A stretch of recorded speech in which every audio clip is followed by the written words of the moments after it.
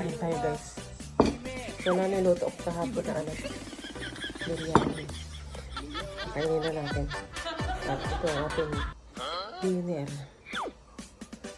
Ayan, titikman na natin ang ating nilutong masarap.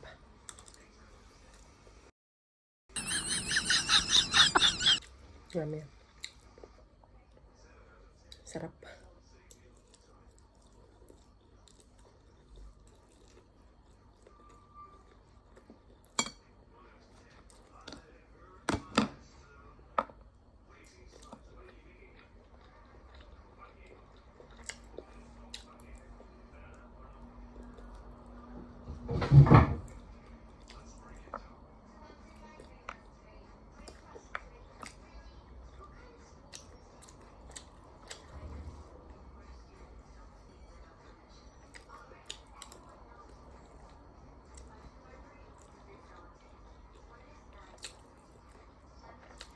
Para siya may mga kahoy-kahoy na hinalo.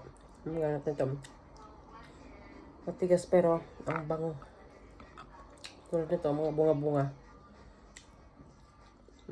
Mga bunga-bunga siya pero yan ay pang ano lang. Pampabango lang. Ng ano na to, ng pagkain. Sarap guys.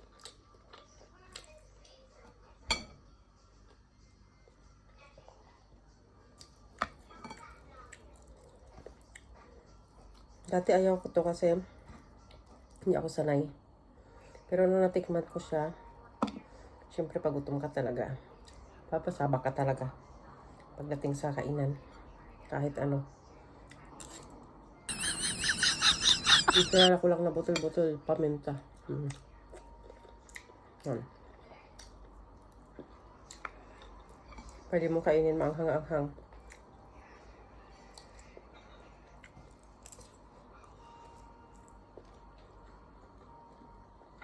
Tayo kasi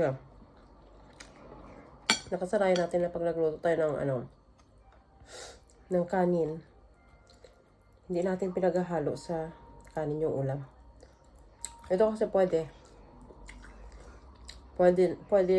nang ihalo yung kanin sa ulam at pwede pala.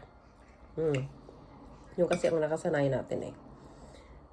So kahit ako noon, nakikita ko din talaga pag nagluluto yung nanay ko.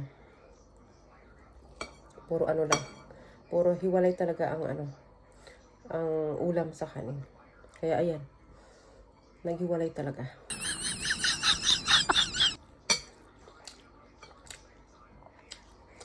Pero sarap, grabe. Kasi hindi mo na kailangan hindi mo na kailangan sando ka na lang, inutin mo na lang, saka inin mo. Ganun na lang.